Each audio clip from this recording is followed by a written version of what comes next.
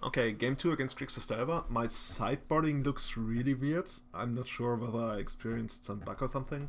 But apparently I took out the third natural order and a Behemoth, as well as the Reclamation Sage, which is mostly useless, and brought in Progenitus and two Abrupt Decays.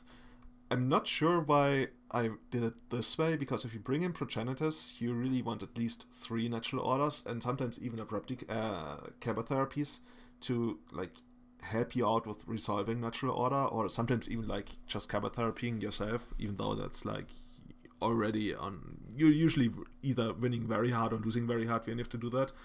But yeah, our opponent showed that he would be like very aggressive with his forces and his removals, so maybe I just wanted to have something to top deck into something really great. Like I could definitely see keeping the Nissas instead of the additional natural orders and Progenitus, and like in the other game bringing in another Cabot therapy. But maybe I hated Cabot therapy so much in the last game that I really didn't want to bring it in. And if you don't, then yeah, you could try what I did, but I think I don't know. Natural order, especially on the draw, is really bad against Delver decks. So maybe I was just hoping to be lucky, and we will see how that works out. On the draw.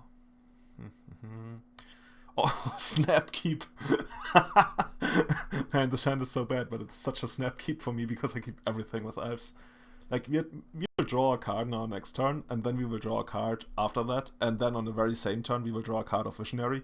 So we get like three draw steps to find either, like, say, Deathrite Shaman, Wildwood Symbiote, Glimpse, Green Sun Sonnet, Ooze, anything that does something. So we will try that. And the opponent doesn't have pressure. Like, the games where Delver decks don't have turn 1 Delver or Deathrite, they are so good for you.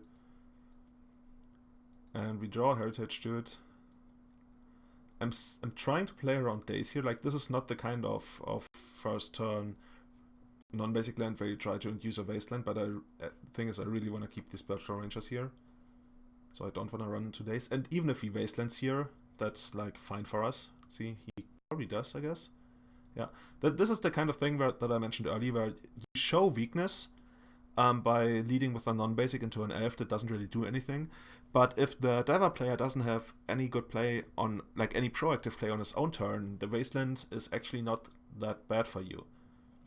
It actually lets you come out ahead. Basically, the game restarts, he goes for like Volcanic Go, and now it's your, technically, like second, but in this case first turn, but you start with a Virtual Ranger in play.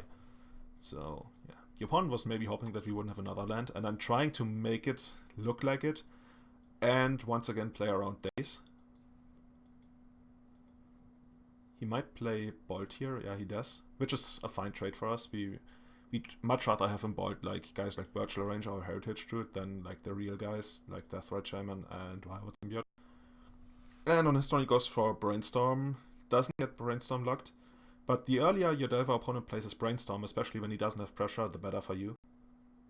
This looks like Cabot therapy. Yeah, and it is. The thing is, he names Visionary, which is somewhat bad for us, because I'd much rather see him name Natural Order. Because when they take away the Natural Order, that usually means that they don't have a way to deal with it. Whereas if you take away the Visionary, you're like, okay, I got ways to deal with the Order. But since we are that far from actually hardcasting Natural Order, he might just be like, yeah, I will just flashback therapy and Natural Order like 2 turns later or something. So that's actually one of the best cards you can draw here, because it gets us like a turn closer to Natural Order. And I'm playing around Stifle here, apparently. And even though we didn't really give our opponents a chance to daze yet, if we go for the Natural Order next turn, it won't be daze proof. I wonder whether I have the guts or not. And finally he finds the pressure that he needs. And now he flashes back for Natural Order because he's really scared. So that tells me he doesn't have Force of Will. Especially since he threw away Delver. I guess it's correct to throw away Delver. The thing is, Sunnyfish can like be blocked in the ground quite easily. What am I gonna get here? I guess I'm gonna get Ooze. But the problem with Ooze is it's still in Lightning Bolt range, so actually I might really want to get Visionary. Like, I get Visionary way more often than Ooze in these situations. Oh, and he does have Force of Will. Honestly, in that case, I wouldn't have thrown away Delver. I would have gone for the damage. What does he pitch? Force, pitch, Force. I really wouldn't have flashback there, I guess. Let me run into into your Force.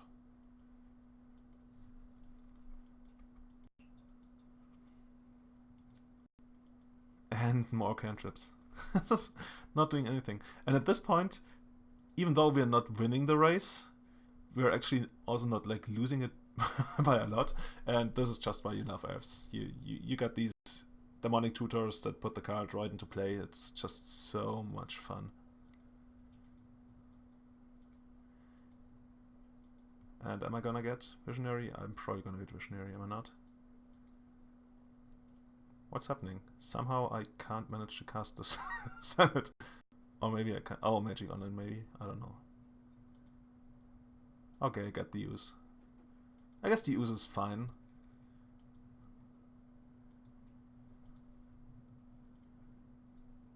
There's not enough creatures for the use to start attacking. But at least it also stops him from attacking for a while. And then we can just draw whatever we need.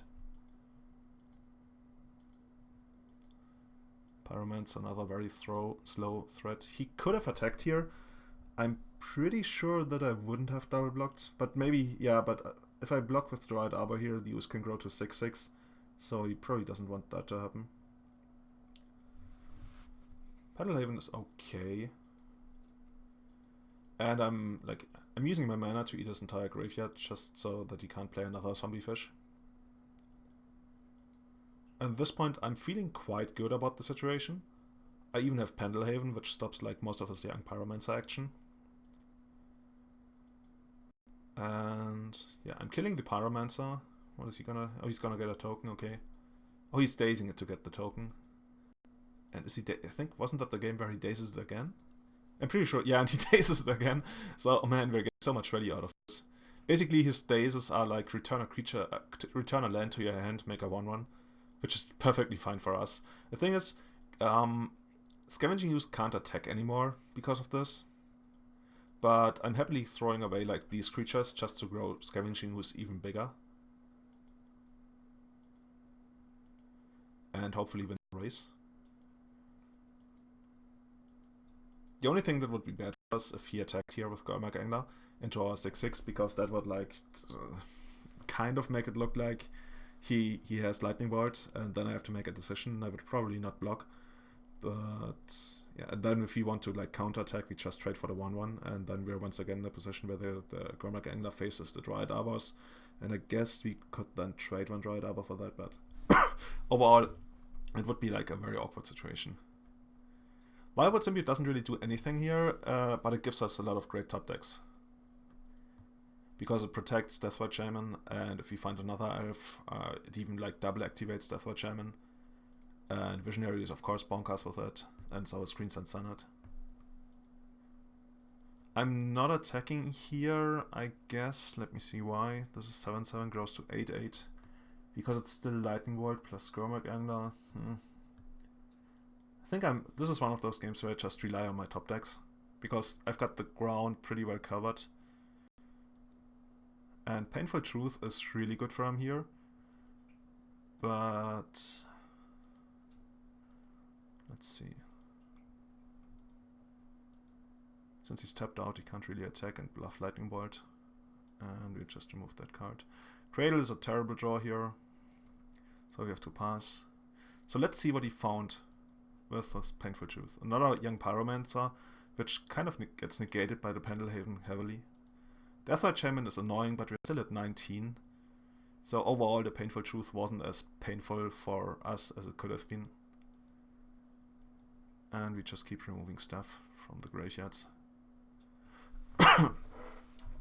So right now I'm removing all the instant sorceries as well from my graveyard, so you can't use them for Deathwatch Shaman. And usually, this is the kind of game where you just randomly draw Kratos, Behemoth, or Senate and kill them. So I wouldn't be surprised if that actually happened.